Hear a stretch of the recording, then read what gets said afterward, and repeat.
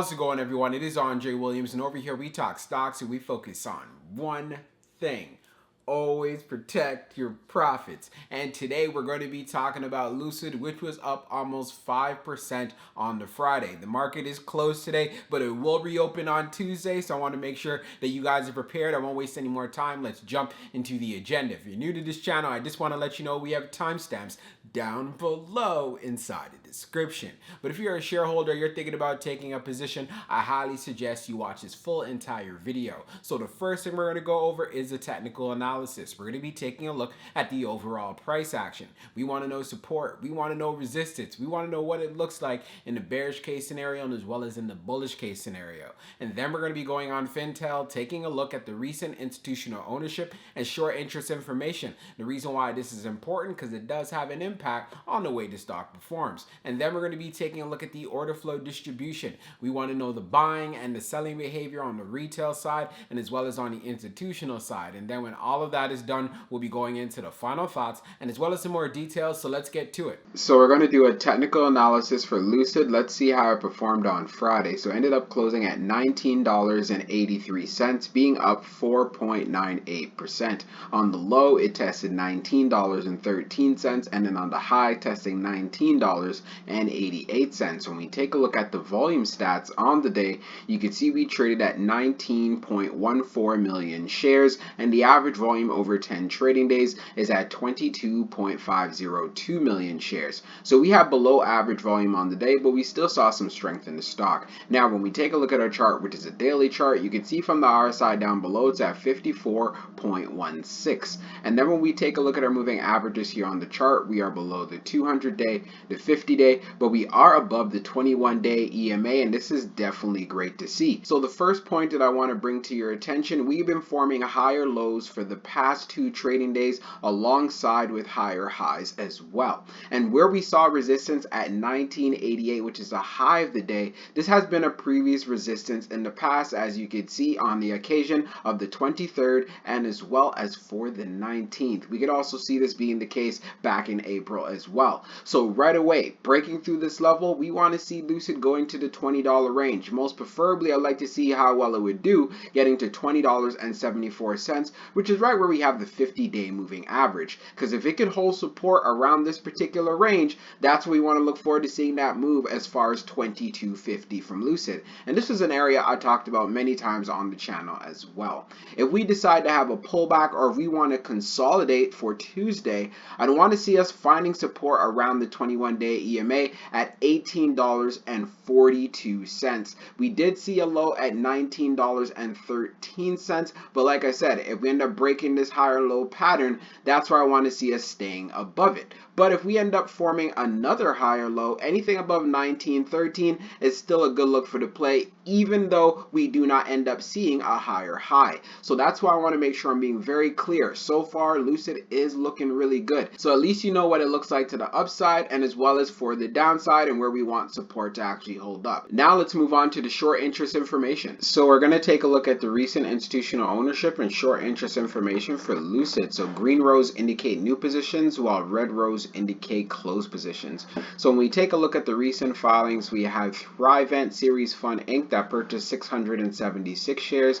We have EQ Advisors Trust that purchased 5,052 shares. And for the 26, we have DWPP that purchased 199 shares. And we have HCM Defender 1000 Index ETF that purchased 11,713 shares. We have a closed position from Keystroke Private Wealth Services.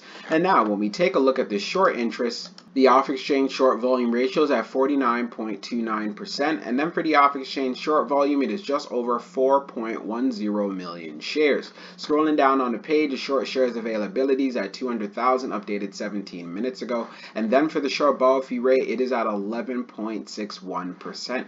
When we take a look at the history of the short volume, we can see for the close of the 26th, it was at 48.91, and then for the close of the 27th, being at 49.29. So it has gone up a bit. And then taking a look at the short interest percentage of the float being at 24.25%, Lucid does have short squeeze potential. Now let's move on to the order flow distribution. Now let's take a look at the order flow distribution for Lucid. So we see on the inflow, it was at 68.21 million. On the outflow, it was 57.62 million. So we had an inflow day. Taking a look at the breakdown further, on the large, it was 6.96 million. On the medium, it was 41.36 million. And then on the small, it was 19.89 million. Taking a look at the outflow side, you can see on the large, it was 3.14 million.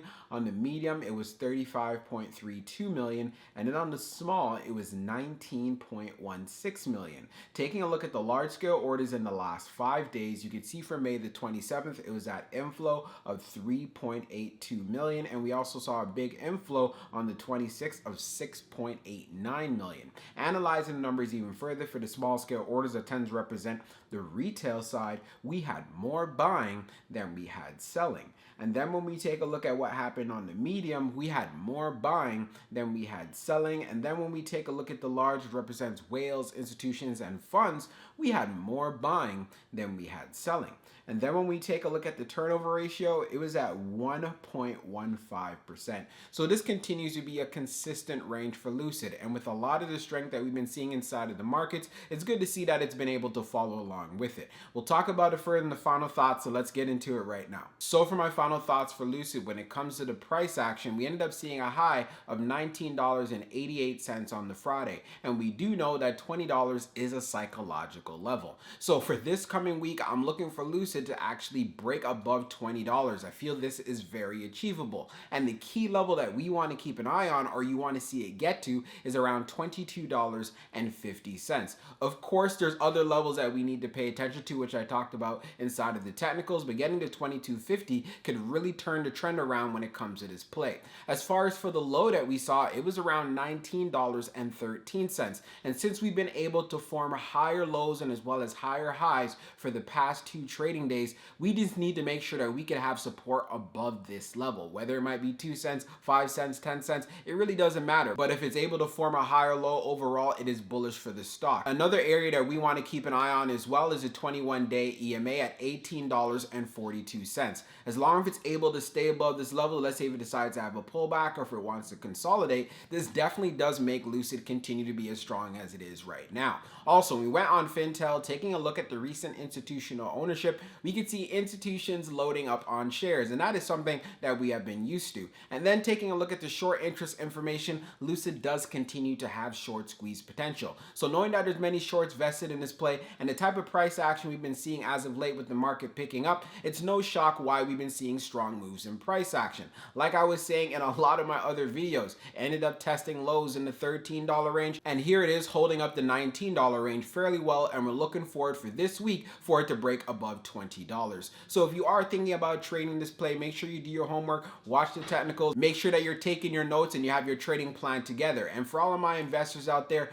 I would just be patient. I would not be buying at these levels whatsoever. Wait for it to pull back. I've said that many times in the past. You've seen it pull back, especially when I was saying when it was trading in the $30 range, the $40 range, and even $50. Many people are telling you, no, you got to buy here. You got to get in right now. And I was like the few of the only people that was telling you that is just too expensive at that level. Look for this stock to go below $20 and then think about taking a position from there. So that's why it's very important that you're doing your homework and you're doing your due diligence and just making sure before you start going into the play that you're not doing it blindly. I want to make sure you have a strategy, especially for 2022. So let's see how the stock performs going into tomorrow, but I'm definitely having some big expectations for this play for the coming week. We'll talk soon.